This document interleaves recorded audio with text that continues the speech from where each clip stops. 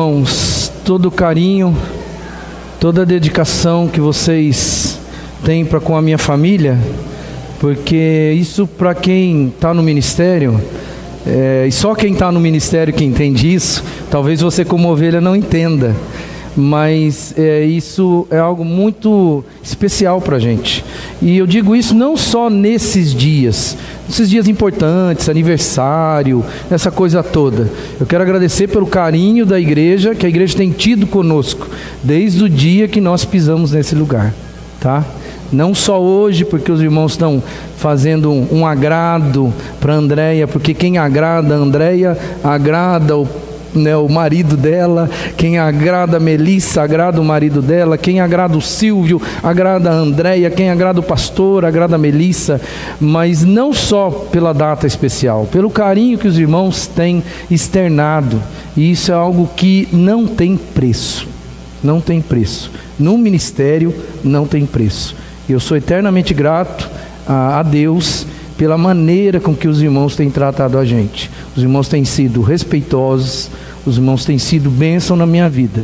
E eu quero aqui aproveitar esse momento, né, que é um momento singular aí, para fazer esse agradecimento de forma pública, para que você entenda que nós estamos cientes disso. E que nós agradecemos profundamente a Deus, porque Deus nos deu vocês de presente, tá? Que Deus abençoe muito a sua vida. Abra sua Bíblia comigo no Salmo de número 37. O Salmo 37, todo mundo aqui conhece. Mesmo se você não é um cristão, mesmo se você não tem muita intimidade com a Bíblia, né?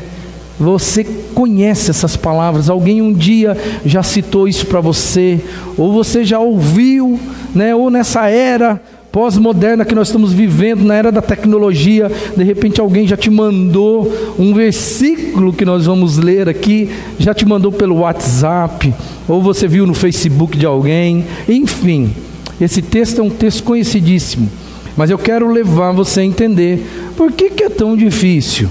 Por quê? A gente viveu o que está escrito aqui. Se é tão lindo, se é tão maravilhoso, se parece tão grandioso, tão abençoador, por que é tão difícil fazer o que a Bíblia propõe para a gente no Salmo 37, dos versos 1 até o 7? Acompanhe a leitura comigo. Se existe uma visita por perto de você, e tem, dá uma olhadinha aí. Se tem uma visita perto de você, compartilhe a sua Bíblia com ela ou com ele, por favor, em nome de Jesus. Diz assim a palavra de Deus: não se aborreça por causa dos homens maus, e não tenha inveja dos perversos, pois como o capim, logo secarão, como a relva verde, logo murcharão.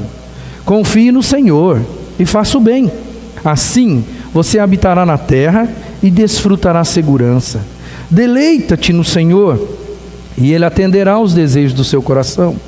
Entregue o seu caminho ao Senhor, confie nele, e Ele agirá. Ele deixará claro como a alvorada que você é justo, e como o sol do meio-dia que você é inocente. Descanse no Senhor, e aguarde por Ele com paciência. Não se aborreça com o sucesso dos outros, nem com aqueles que maquinam o mal. Vamos orar mais uma vez. Senhor, em nome de Jesus, Tua palavra está aqui, ela por si só, ela já é suficiente para mexer com o nosso coração, mas nós pedimos agora que haja uma iluminação do Teu Santo Espírito, para que este vaso agora seja usado para transmitir tão somente a Tua palavra, o Teu conforto, o Teu consolo e o Teu desafio ao Teu povo que está aqui reunido neste local.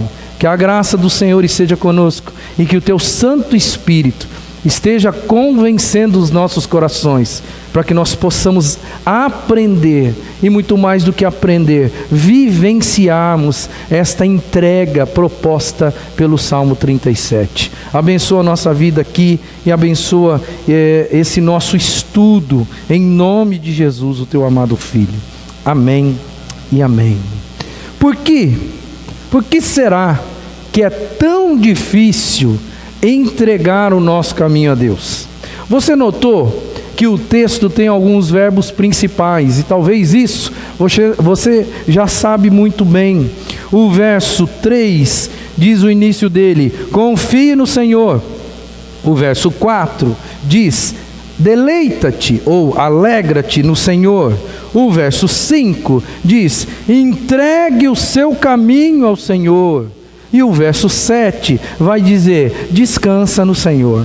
Tem aqui uma sequência, até uma sequência lógica de pensamento, porque primeiro você confia, depois você se alegra, depois você entrega e aí você descansa, esperando que Deus faça em amor a sua vida.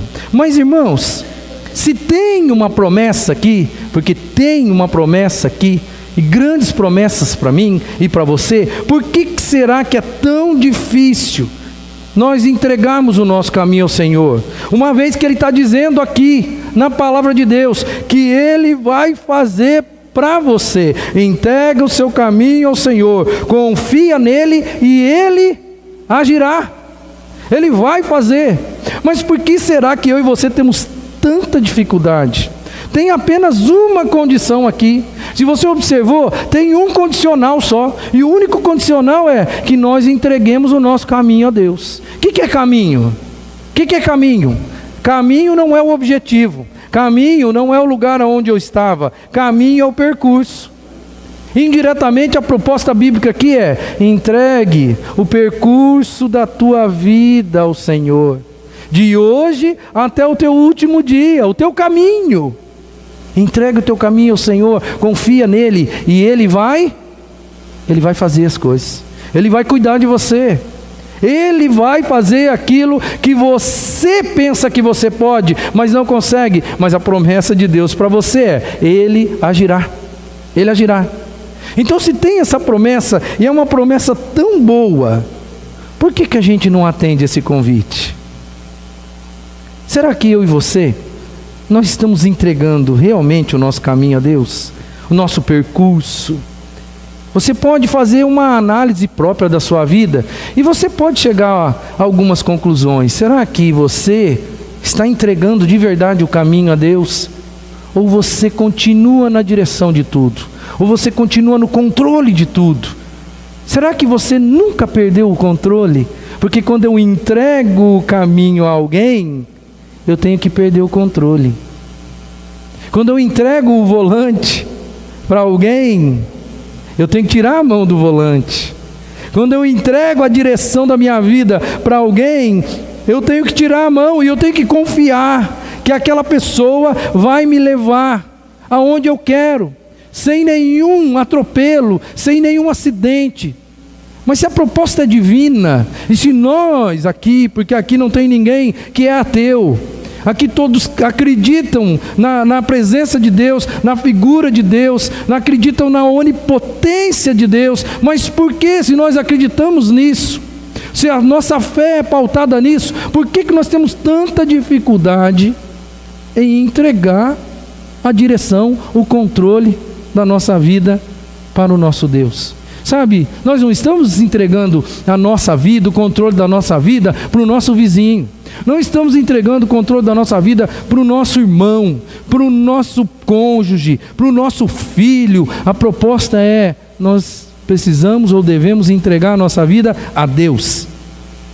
E nós que temos um discurso sobre Deus, que Deus pode todas as coisas, então é muito mais fácil, racionalmente, é muito mais fácil deixar na mão dele e esperar ele agir. Mas o que nós temos feito? Nós não temos entregado para ele. Nós temos tentado fazer do nosso jeito. E de vez em quando, sabe o que a gente faz? Eu quero que você pense aí na imagem de você. Todo mundo aqui, a maioria de nós passou por uma autoescola, não é mesmo? E numa autoescola, o carro da autoescola, ele tem pedais duplos, não tem? Tem aqui e tem do outro lado também. Mas imagina que você está dirigindo o seu carro e não é um carro de autoescola. Não é. É o seu carro. E você está lá dirigindo e Deus está do lado, no banco do carona. E Ele está dizendo assim: escuta, eu tenho uma proposta para você. Deixa eu dirigir. Eu sei um caminho melhor do que o que você sabe. Deixa eu dirigir. Você olha para Deus meio desconfiado. Senhor, o senhor sabe? O senhor sabe mesmo pilotar esse negócio? Eu não sei não, o senhor sabe. Não, é melhor eu continuar aqui. E Deus continua dizendo, deixa eu dirigir. Eu sei dirigir. Mas você insiste em falar assim, não, dirigir não. De vez em quando eu precisar da sua ajuda, eu vou dar uma perguntada para você. E agora, chegou na esquina, Deus, eu pego a direita ou pego a esquerda? E você continua na direção. Muitos crentes fazem exatamente isso. Eles de vez em quando correm para Deus e pedem uma ajuda. E Deus, sabe o que Ele faz? Ele ajuda. Porque quando você pede uma ajuda, Ele é tão bom com você, que Ele fala, pegue para a direita, meu filho. Pegue para a direita, e você tem uma experiência com Deus.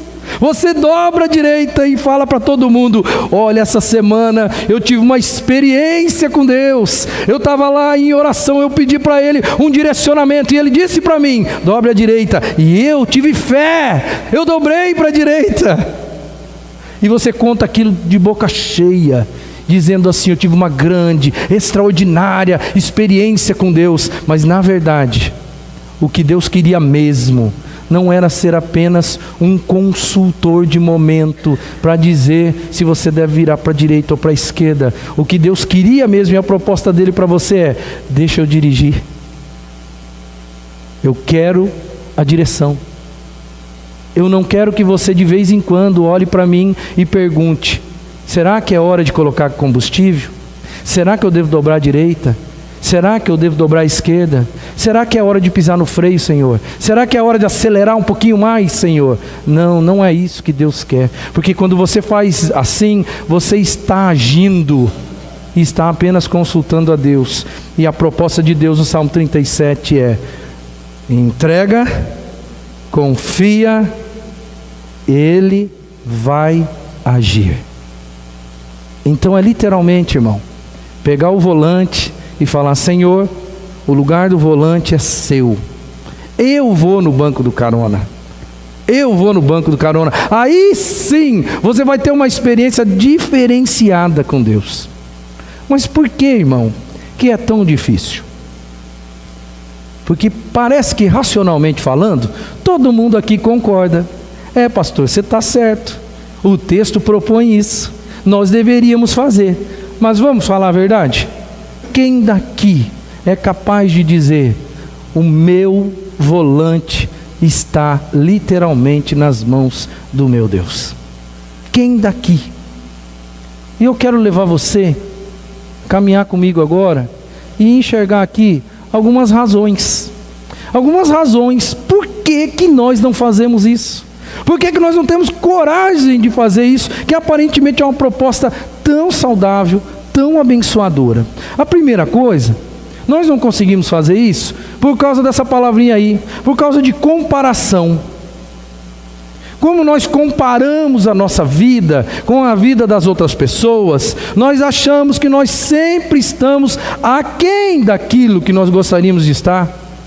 E aí, nesta comparação, nós ficamos entristecidos, porque nós sempre olhamos para o vizinho que na verdade na nossa ótica tem o gramado mais verde do que o nosso, na nossa ótica, mas na verdade essa não é a realidade absoluta.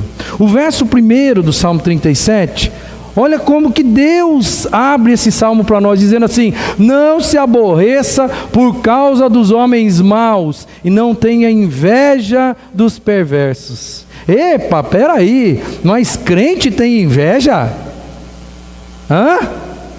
Tem, se não tivesse não estaria escrito aqui. Às vezes nós comparamos a nossa vida com outras pessoas, e por causa dessa comparação nós não temos coragem de falar, Senhor, está aqui o volante, porque nós queremos tomar conta do negócio ao ponto de chegarmos aonde os outros chegaram, e nós entramos em crise de fé quando nós olhamos o perverso, conforme diz o texto, o perverso, o ímpio se dando melhor do que a gente. Quando você está lá no seu trabalho e você sabe muito bem que o cara que rouba a empresa ganha mais do que você. E parece que ele está indo de vento em popa.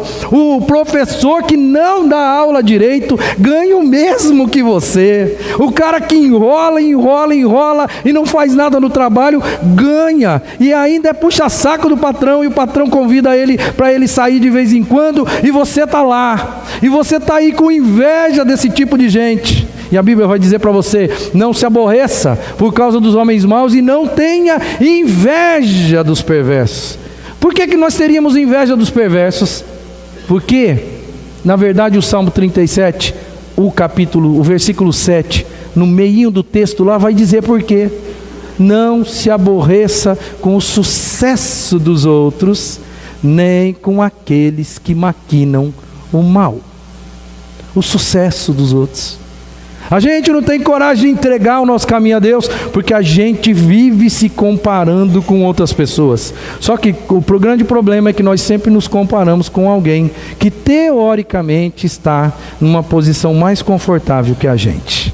Nós nunca comparamos a nossa vida, nunca com alguém que está pior do que a gente. É muito difícil a gente fazer isso. Alguém um dia escreveu uma coisa muito interessante. Alguém um dia escreveu: quando eu era pequeno, eu e a minha irmã sentávamos à mesa no jantar, e naquela época, dizia ele, naquela época, bife, carne, né, e guaraná, Coca-Cola, não era muito presente na nossa vida, não. Naquela época as coisas eram muito difíceis. E sabe o que acontecia?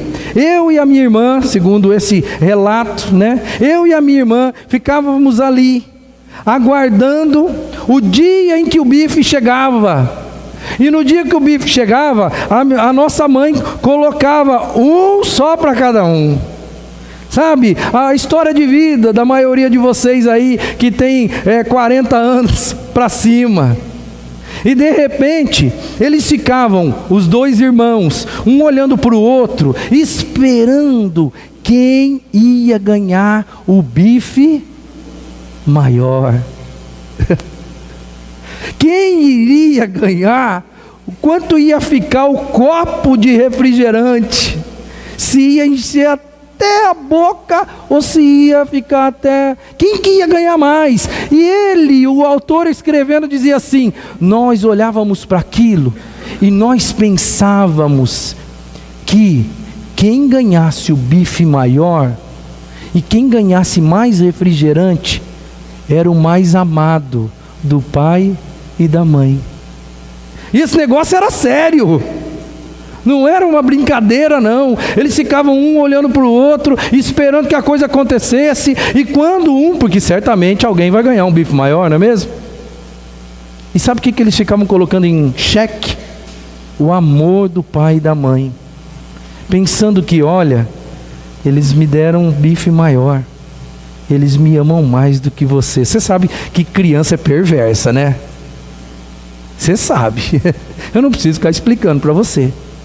E aí, o que ganhava o bife maior, ou de repente o copo de guaraná estava mais cheio, olhava para o outro, com aquela cara assim, ó: eu não falei que eles amam mais a mim do que você? Sabe, é engraçado tudo, mas às vezes a gente faz exatamente a mesma coisa com Deus. Quando a gente fica olhando o prato do outro e comparando, olha, ele conseguiu isso, eu não consegui. Olha, o irmão lá da igreja ganhou um negócio, eu não ganhei. E aí a gente vive com inveja. Salmo 37, primeiro: não se aborreça por causa dos homens maus e não tenha inveja dos perversos. Às vezes a gente tem inveja, não é só dos perversos, não. Nós temos inveja às vezes dos nossos próprios irmãos, dos nossos próprios parentes. Nós temos inveja dos nossos irmãos da igreja. Nós temos inveja daqueles homens perversos e maus lá de fora. A questão é, nós não entregamos o nosso caminho a Deus, porque nós vivemos comparando a nossa vida com as outras pessoas, pensando que Deus ama mais os outros do que a nós. Lá no fundinho, nós somos como duas crianças, na mesma situação em que eu contei, porque os nossos olhos ficam olhando ao redor. Nós ficamos buscando alguém que ganhou um bife maior do que o meu.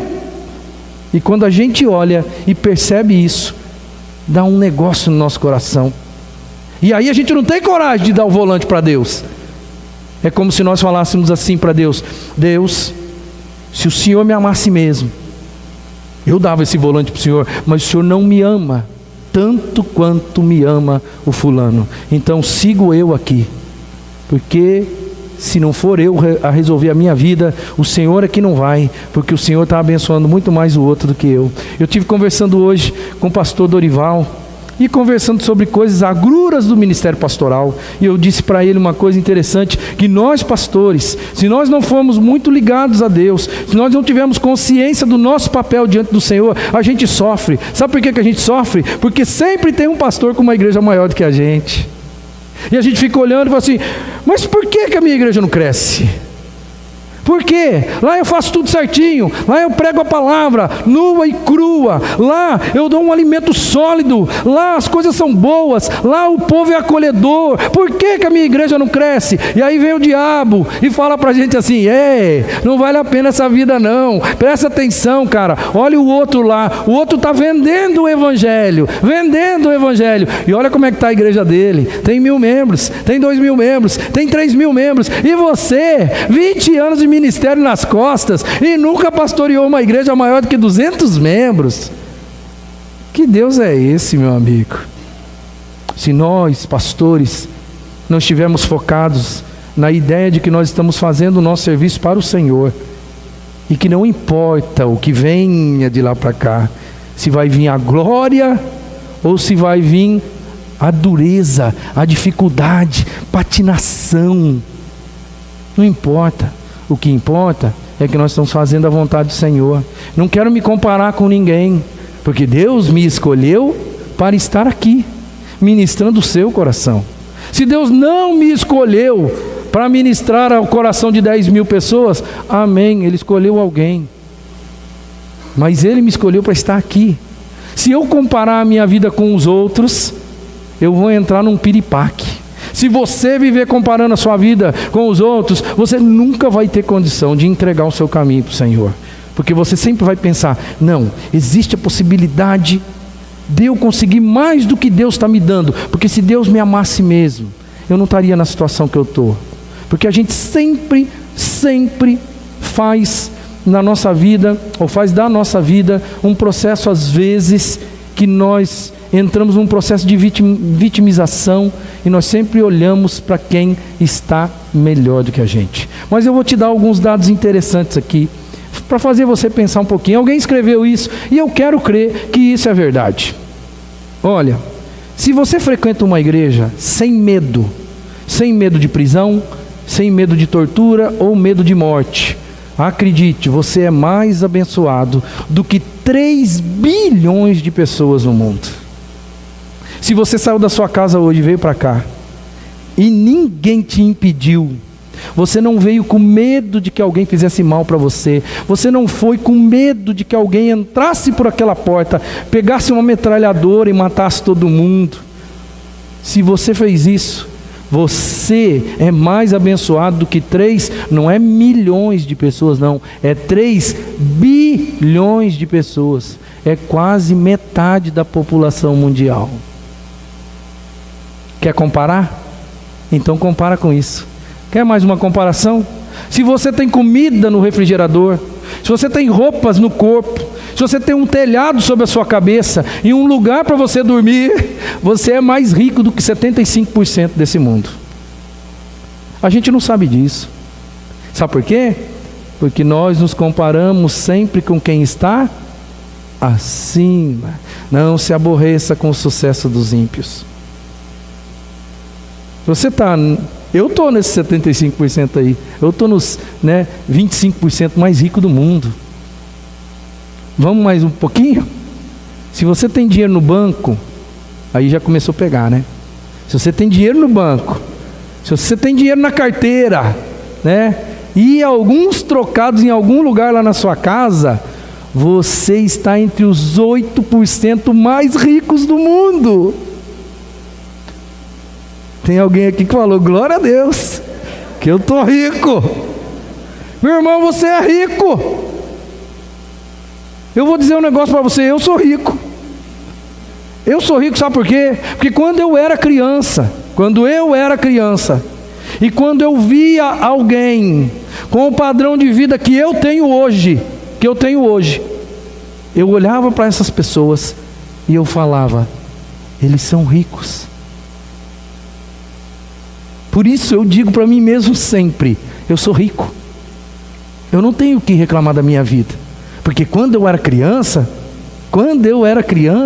eu olhava para alguém que tinha uma casa própria, que é o meu caso hoje, graças a Deus. Eu olhava para alguém que tinha um carro, que é o meu caso hoje, graças a Deus. Eu olhava para alguém que tinha uma família, que é o meu caso, graças a Deus. Eu olhava para alguém que tinha condição de comprar um presente para o filho, a hora que quisesse, que é graças a Deus o meu caso hoje. Eu olhava para essa pessoa e falava assim, essa pessoa é rica. E hoje eu olho para mim e eu falo, eu sou rico. Porque eu tenho tudo aquilo que na minha infância eu olhava e falava, isso é demais para mim. Eu não sei se eu vou atingir esse objetivo na minha vida, eu não sei se eu vou chegar lá. Mas hoje eu digo para mim mesmo, eu sou rico. Sabe, querido, você também é. Se você prestar atenção na sua vida, talvez você está entre os 8% mais ricos do mundo. Eu duvido, eu não quero crer que isso seja uma inverdade. Porque no mundo que a gente vive, existe um afunilamento de renda. Existe bilhões de pessoas que vivem na miséria. E existe pouquíssimas pessoas nesse mundo que são extremamente ricas, que não sabem o que fazer com dinheiro. Existe isso, é uma realidade. Por isso que eu acho que aqui no nosso meio nós temos muitas pessoas dentre esses 8% aqui, ó. Dentro desses 8%. Talvez isso seja você. E você está reclamando da vida. E você está comparando a sua vida com a vida dos outros, que os seus olhos sempre enxergam aqueles que têm mais do que você, aqueles que estão mais altos do que você no seu pensamento. Eu quero dizer para você, em nome de Jesus, você é a pessoa mais feliz do mundo, porque você está no caminho da glória, está no caminho eterno. Você não precisa se comparar com ninguém. Aprenda a entregar o seu caminho para o Senhor, porque Ele conhece caminhos que você não sabe. Ele conhece caminhos muito mais altos, muito mais elevados, muito melhores do que os seus. Entrega logo de vez esse volante na mão do Senhor e vá para o banco do carona, meu querido. Vai dormir, porque se tem uma coisa gostosa de ir no banco do carona, quando a gente confia no motorista, é que a gente pode descansar, a gente pode ficar sossegado, porque a gente sabe que vai chegar no lugar certo, na hora certa, sem nenhum problema na nossa vida, irmão. Sem nenhum problema. Por que a gente não descansa? Eu conheço um irmão, amigo meu lá em Mandaguari, que ele não consegue andar de carro com alguém se ele não estiver no volante. Ele não consegue, ele passa mal. Tem várias pessoas assim, passa mal. Se ele for no banco do lado, ele começa a passar mal, daqui a pouco você tem que parar e tem que deixar ele vir. Aí quando ele pega no volante, ele fica bom. Fica bom na hora, dá até raiva do cara, né? Por isso que sempre quando a gente viajava com o carro dele, porque não tinha jeito, era ele que tinha que estar no volante. Mas sabe de uma coisa? Quando você está no volante, todo mundo que trabalha no volante ou já trabalhou no volante aqui, o volante cansa, né? É ou não é, Wilson? O volante cansa. Tem gente que pensa que não, mas manter o controle da vida da gente cansa. E Deus está olhando para você e falando assim, dá para mim, vem descansar. Eu levo você aonde você quer, eu sei aonde você quer ir, eu conheço lugares e atalhos que você nem sonha, eu conheço uma estrada muito melhor. Deixa eu pegar o volante e vem descansar. A gente não faz isso, Porque a gente vive comparando a nossa vida com a vida dos outros. E não tem coragem de dizer, não tem coragem de ter fé e dizer: Deus, leva a minha vida. Porque às vezes nós ficamos culpando Deus, dizendo: Senhor, se o Senhor fosse Deus mesmo da minha vida, eu não estaria na situação que eu estou. Porque olha o fulano que está melhor do que eu. Não viva comparando a sua vida com a vida dos outros, porque você está bem. Se você não está bem financeiramente, eu quero dizer para você, se você é crente fiel, você está no caminho da glória. O dia que você morrer, querido, você vai entender o que eu estou falando para você hoje. Você está no caminho da glória. E quando você chegar lá, você vai falar: não é que o meu pastor tinha razão? Porque esse negócio aqui é muito melhor do que o que eu vivia lá. Muito melhor. Segunda coisa, por que que a gente não consegue entregar o caminho para o Senhor? Por causa de ansiedade. Ansiedade diante daquilo que pode acontecer com a gente. Mas no verso 7, a parte A do verso 7 diz assim: descansa no Senhor e aguarde com paciência. Mas nós somos ansiosos. Nós não temos paciência. Nós não temos paciência, e aí a ansiedade toma conta da gente, e todo mundo sabe que um ser humano ansioso, ele não entrega o controle para ninguém. Quem já viu aqui um ansioso entregando o controle da vida para alguém? De jeito nenhum. Ele não confia em ninguém, ele confia pura e simplesmente nele. Parece que ainda eu e você, nós estamos aí com aquele complexo da queda de Adão. Qual que é o complexo da queda de Adão, irmão? Deus disse lá em Gênesis: agora, Adão, você pecou, você deu ouvido à sua mulher e comeu do fruto. Agora, Adão, do suor do teu rosto você vai comer, e a terra vai trazer espinhos e abrolhos, e você vai ter que se virar com eles. E o seu sustento, meu amigo, você vai ter que plantar e vai ter que colher para você comer. Lembre-se de que Adão não precisava fazer nada disso, porque ele estava no jardim, e no jardim ele podia comer de tudo. Ele não precisava colher, ele não precisava plantar nada. Ele precisava apenas, pura e simplesmente, pegar os frutos, comer os frutos, viver uma vida maravilhosa. Aí Deus disse para ele: agora que vocês erraram, você vai ter que ralar. E aí, meu irmão, nós estamos ainda com esse complexo de Adão, ou da queda de Adão, de que diz mais ou menos isso no fundo da nossa alma: se eu quero que alguma coisa aconteça para mim, eu tenho que ralar.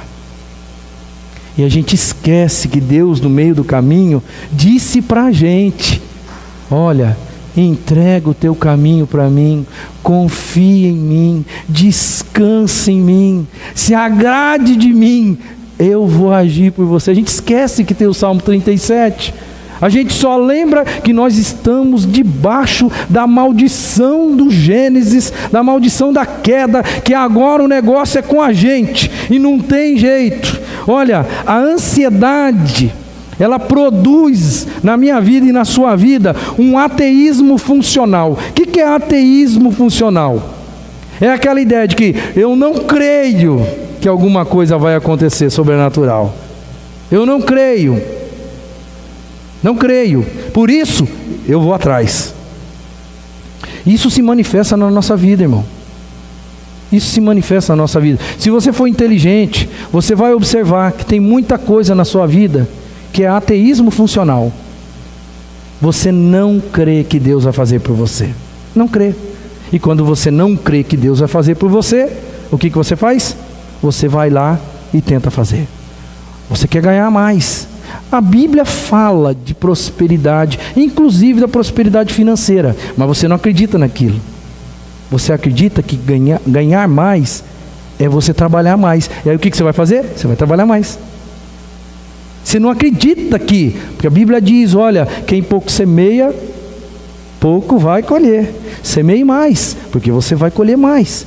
A Bíblia diz, seja fiel, que vão transbordar. A palavra não diz isso em Provérbios? Não diz, olha, entrega as primícias daquilo que você ganha, do teu sustento, entrega as primícias para Deus, faz as coisas para o Senhor, e olha, os teus tonéis vão transbordar, a Bíblia diz, transbordar, mas nós não acreditamos nisso, nós não acreditamos, nós vivemos na base de um ateísmo funcional, nosso discurso, ele não bate com aquilo que a gente fala, que a gente faz, porque nós falamos que cremos na providência divina, mas nós não cremos, porque se nós queremos determinada coisa, nós corremos atrás, de qualquer outra coisa na nossa vida, qualquer outra coisa, você pode colocar isso em qualquer outra situação da sua vida, qualquer outra situação, você diz que você crê no sobrenatural, você diz que você realmente crê que Deus vai fazer por você, mas você está tão ansioso, que você corre na frente, porque o ansioso faz isso, ele não consegue esperar. Você já viu algum ansioso conseguir esperar com paciência? Porque a proposta do texto é: descansa no Senhor e aguarde por Ele com paciência. Você já viu um ansioso ter paciência? Não tem. Ele não consegue.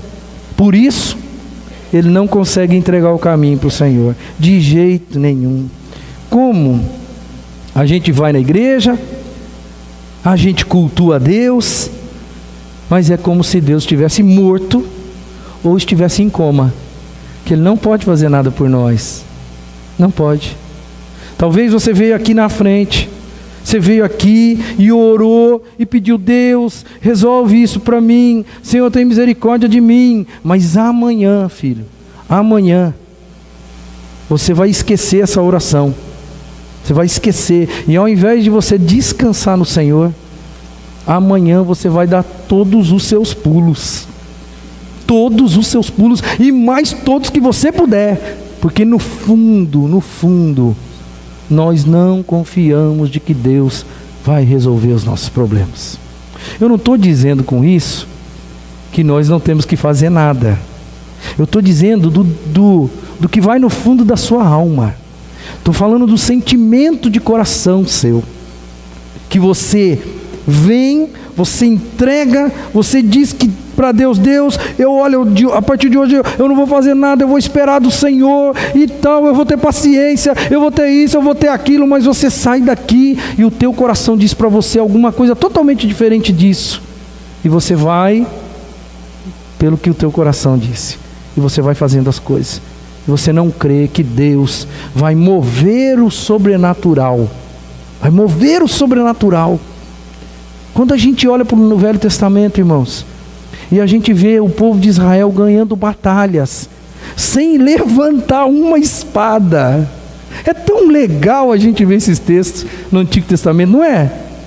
É uma bênção a gente olhar e falar assim: olha o que Deus fez, esse é o meu Deus, eu creio nesse Deus aqui. E aí quando Deus fala para a gente assim: vem para a guerra, e aí Deus fala assim: ei, joga a espada no chão aí. E aí você olha para Deus assim: Senhor, nós estamos numa guerra, o Senhor está mandando jogar espada? O Senhor esqueceu? O Senhor está meio gagá? E Deus fala assim: joga a espada no chão, você vai ver quem vai ganhar essa batalha. Quantas e quantas batalhas no Velho Testamento Deus não fez o milagre do povo de Israel sequer levantar um dedo, irmão. E quantas vezes Deus já disse para você: ei, não faz nada agora não, deixa que eu vou fazer. Mas a ansiedade fez você começar a tremer, e você não aguentou esperar, você tomou a dianteira e foi querer resolver o seu problema. Quantas vezes, e nós ficamos tão felizes pelo Deus de Israel, ficamos tão felizes porque Jesus nos prometeu que faria milagres para a nossa vida, ficamos tão felizes, mas quando Ele nos propõe os milagres, a gente recua por causa da ansiedade, a gente não consegue entregar o caminho para o Senhor. Se você lê o Novo Testamento e você enxergar as propostas de Jesus, ou as coisas que Jesus fez quando curava as pessoas. Para um ele perguntou: você quer ser curado mesmo? Você quer ser curado mesmo? Dá a impressão assim que Jesus estava até de brincadeira com o cara. Na outra, ele pegou e cuspiu no chão. Cuspiu no chão, fez um lodo, passou no olho do cara, e depois os olhos se abriram. Aí eu penso assim: mas precisava cuspir no chão, Senhor? Se o Senhor tem todo o poder. Para outros ele disse: tire a pedra ali, ó. O que era tirar a pedra? Para quem ia ressuscitar um morto. Deus tem várias maneiras de agir. Jesus Cristo tem várias maneiras de agir na nossa vida. A questão é, irmãos, é que nós temos tanta ansiedade, que nós acabamos não deixando o agir de Deus acontecer na nossa vida. A gente toma a dianteira, vai para frente, e a glória de Deus não é manifesta na nossa vida. Porque quando a gente toma a dianteira de Deus, a gente está falando, continua falando para Deus: Deus, fica aí no banco do carona, que eu continuo no controle. De vez em quando a gente conversa, de vez em quando eu peço a sua orientação e o Senhor me ajuda. Isso para mim já basta. E Deus está falando: filho, você não sabe nada, porque eu tenho muito mais para você. Deixa eu dirigir a sua vida.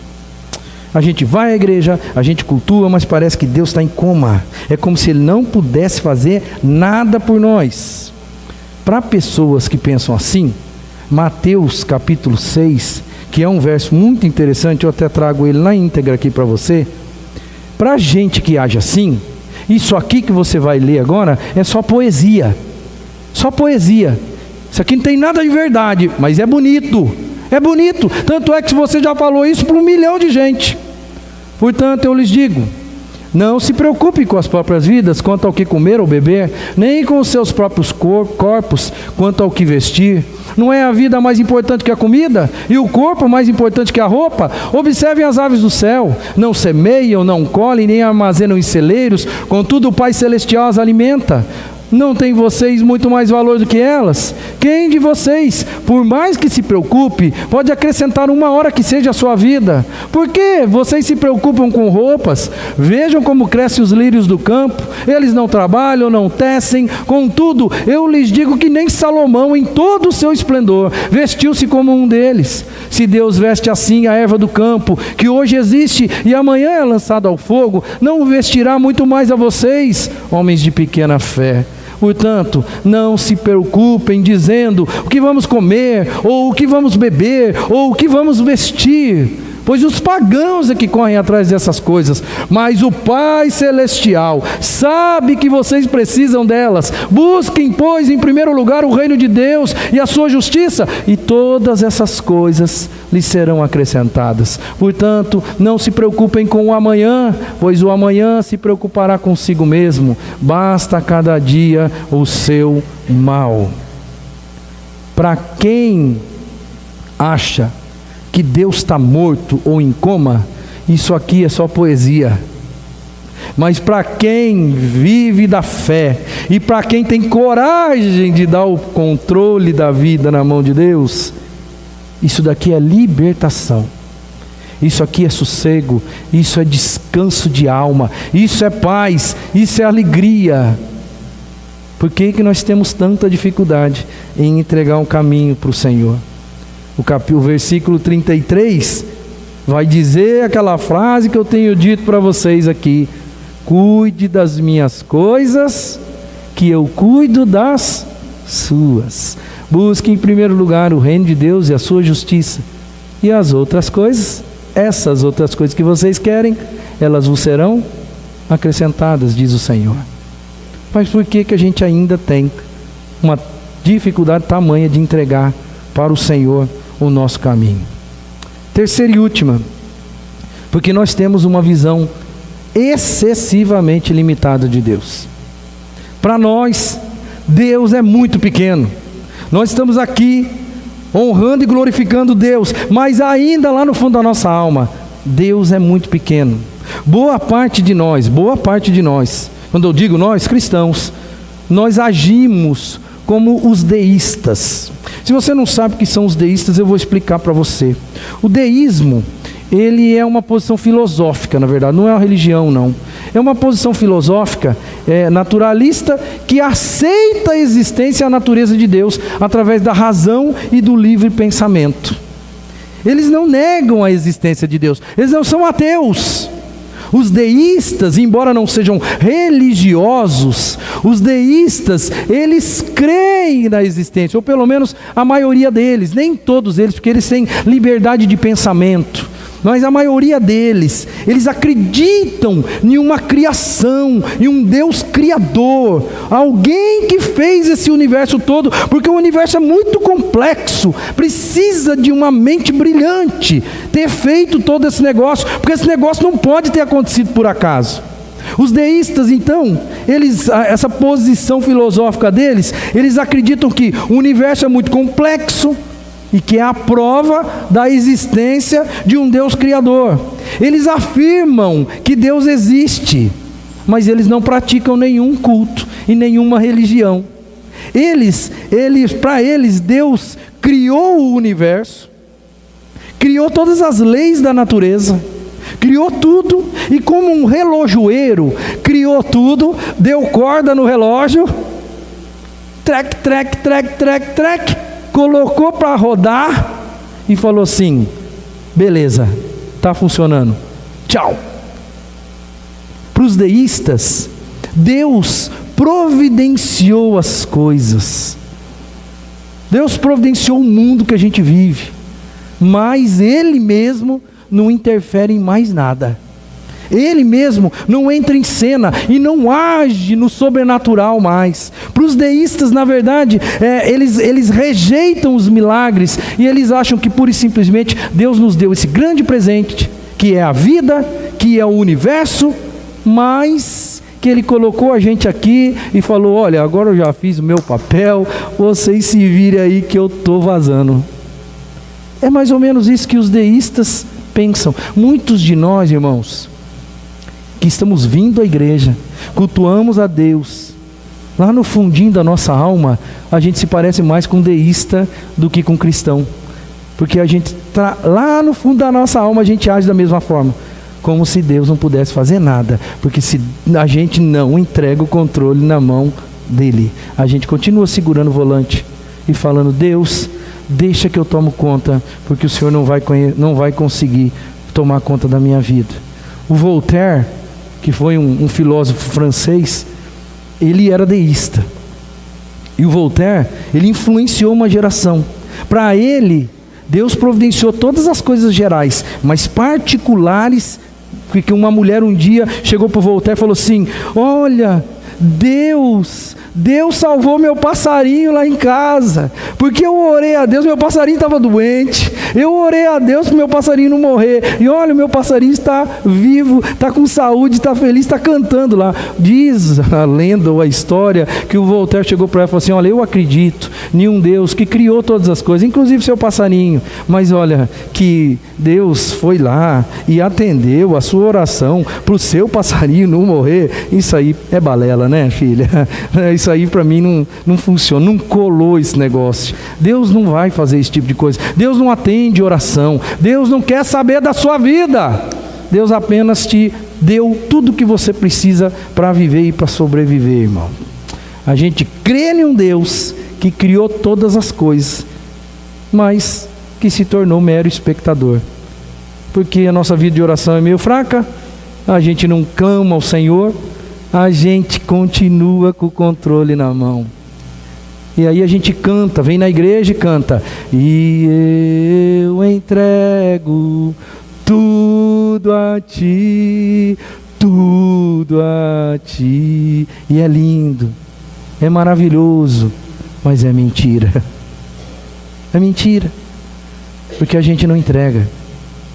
Nós não entregamos. O convite de Deus é entrega, entrega. Por favor, entrega. Deus fez um mundo maravilhoso. Deus criou todas as coisas. Deus criou o inverno, o verão, a primavera. Deus fez todas as coisas perfeitas. Mas Ele não fez só isso, querido. Não fez só isso. o convite dele continua: entrega, confia, descansa, eu vou agir na sua vida. Salmo 37, de 1 a 7. O convite está lançado. Deus continua dizendo isso para você, enquanto você tiver uma Bíblia na mão, enquanto você abrir o Salmo 37 na sua vida, Deus vai falar isso com você. Deus vai falar, você pode ter certeza. Vamos concluir a passagem, ou a mensagem, para o nosso coração. É tarefa difícil esse negócio de entregar, não é? Vamos falar a verdade, gente. Vamos falar a verdade. É difícil. É difícil você entregar na mão de Deus. Muito difícil. A gente parece que só acredita na gente. E como Deus não está visível do nosso lado, pior ainda. Mas olha, eu digo uma coisa para você. Algumas pessoas neste mundo acreditam de verdade nesse negócio. E eles vivem mais felizes do que a gente. Você pode ter certeza disso. Gente que aprendeu a entregar o caminho para o Senhor vive mais feliz do que a gente. Eu quero encerrar essa palavra aqui fazendo um novo convite para você. Nós vamos cantar aquela música de novo, porque essa música, ela diz do que Deus está tentando ensinar para a gente.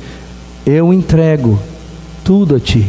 Mas gente, por favor, não vamos ser hipócritas agora com Deus. Vamos olhar para o Salmo 37, vamos olhar para a canção e vamos dizer para Deus de verdade mesmo: Senhor, até hoje eu fui ansioso com esse negócio, até hoje eu fiquei comparando com os outros e fiquei triste, até hoje eu falo que o Senhor é grande, eu falo que eu confio no Teu poder, mas na verdade o Senhor parece um Deus muito pequeno, porque eu não consigo me jogar pela fé nas Tuas mãos. Mas agora é um ponto de virada na tua vida. É um ponto onde você pode dizer: Deus tem misericórdia de mim, porque até hoje eu falei, mas eu nunca vivi esse negócio de entregar o caminho de verdade para o Senhor. E olha, Senhor, eu estou convencido de que eu poderia viver melhor. Se Deus está falando isso para você, nós vamos cantar de novo essa canção agora.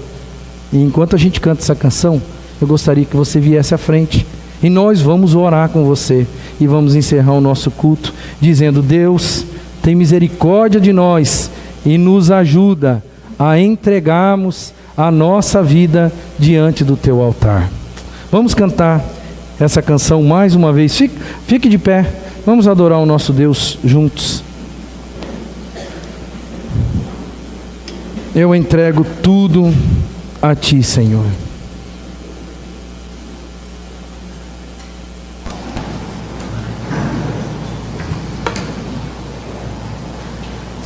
Por favor, enquanto a gente canta, se você quer vivenciar isso de uma maneira diferente e quer pedir para Deus: Senhor, tem misericórdia de mim, eu quero ser assim, eu não consigo ser assim, mas eu quero ser assim.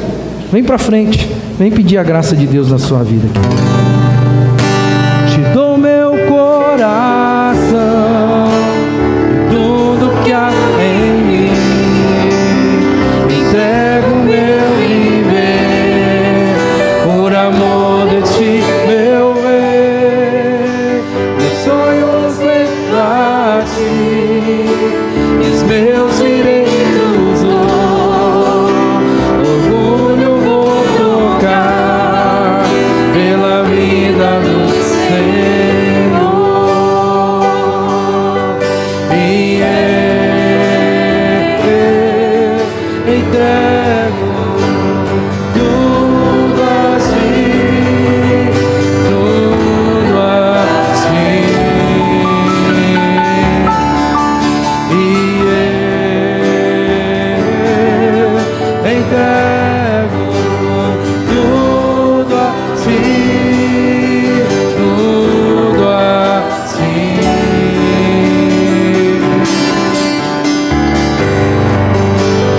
Canta essa canção de entrega-te, Jesus, e o que o mundo dá eu deixo aos pés da cruz. Vou conhecer a Ti, Teu nome dá louvor,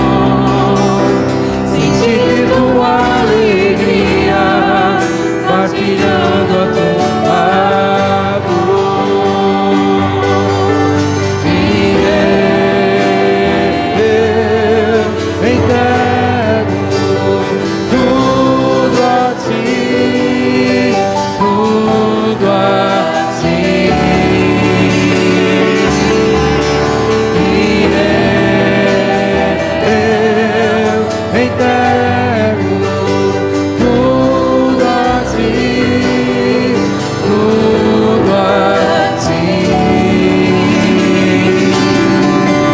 E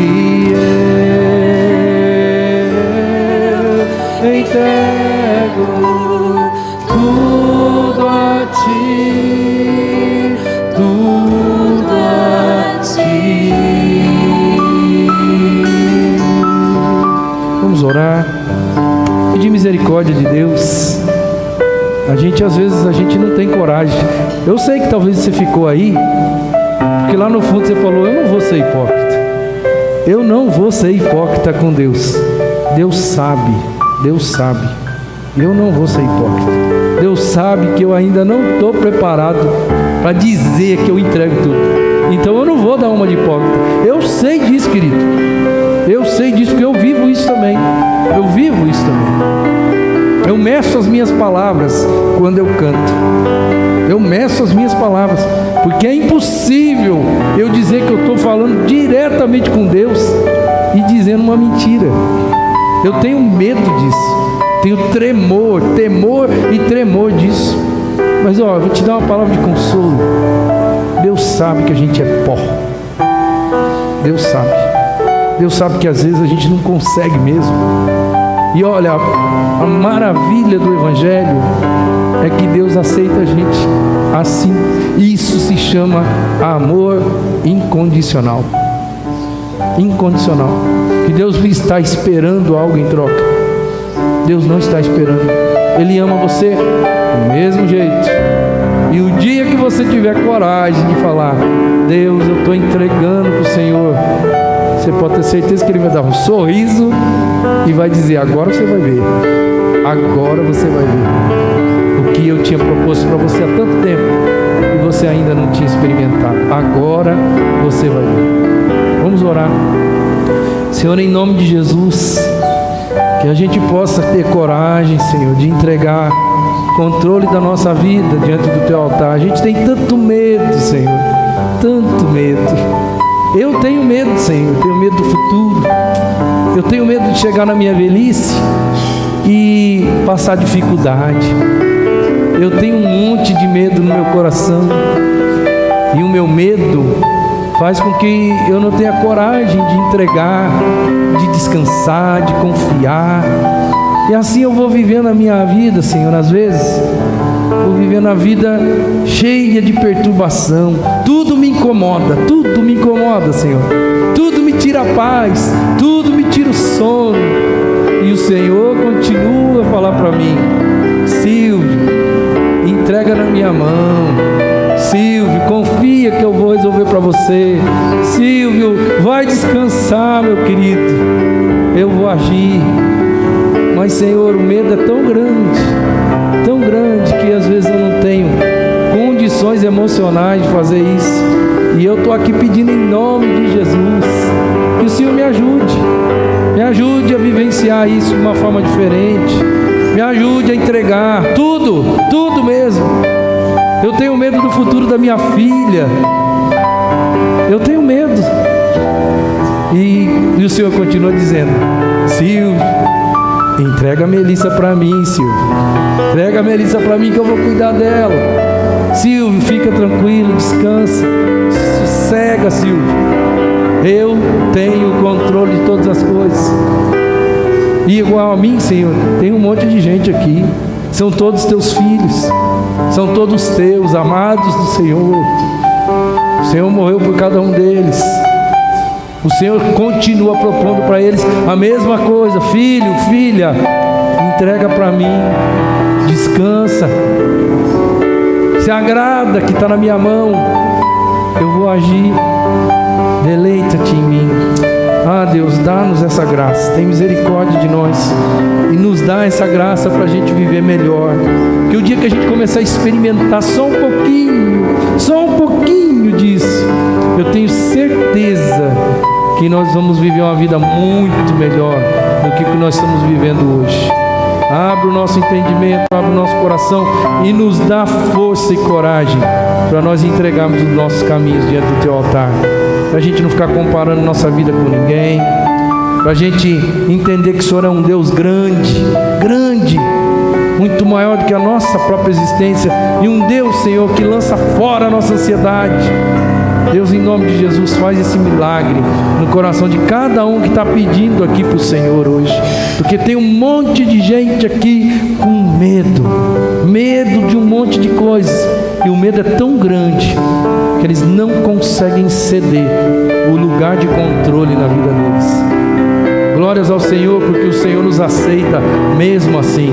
Glórias ao Senhor, porque o Senhor olha para a gente, vê que a gente não confia, mas o Senhor continua dizendo: eu continuo do seu lado. E se você precisar de mim, você pode pedir uma orientação que eu ainda vou te ajudar. Mas eu continuo a dizer que eu gostaria de estar aí controlando a sua vida. Eu não vou me cansar de dizer. Eu sei que o Senhor está falando isso para mim, eu sei que o Senhor está falando isso para cada um que está aqui na frente, sei que o Senhor está falando isso para cada um da tua igreja, e eu espero em nome de Jesus, que nesse dia nós possamos colher entregas de vida, colher entregas, Senhor, de uma totalidade da vida, porque aí sim a gente vai experimentar algo novo, que a gente ouve falar dos outros, mas a gente nunca experimentou, que a gente crê que o Senhor pode fazer, mas a gente nunca experimentou.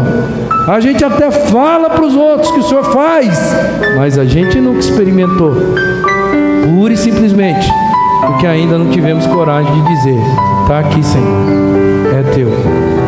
Que em nome de Jesus o Senhor esteja recebendo hoje muitas vidas aqui que estejam dizendo: eu entrego tudo a Ti, Senhor. Os meus medos, minhas aflições, eu entrego tudo, entrego minha vida, o meu futuro, eu entrego tudo, e eu vou buscar em primeiro lugar o reino do Senhor, e esperar que o Senhor vai cuidar da minha vida. Deus, em nome de Jesus, nos dá força para isso. Eu peço isso com muita humildade, porque aqui não tem ninguém melhor do que ninguém. Aqui é um bando de gente que precisa da Tua graça. São muitas pessoas que precisam da Tua pura misericórdia, porque nós não somos aquilo que o Senhor gostaria que nós fôssemos. Então tem misericórdia, derrama da Tua graça e nos restaura em nome de Jesus. Amém e amém. E eu entrego tudo a Ti, tudo a Ti. E eu entrego tudo a Ti, tudo a Ti.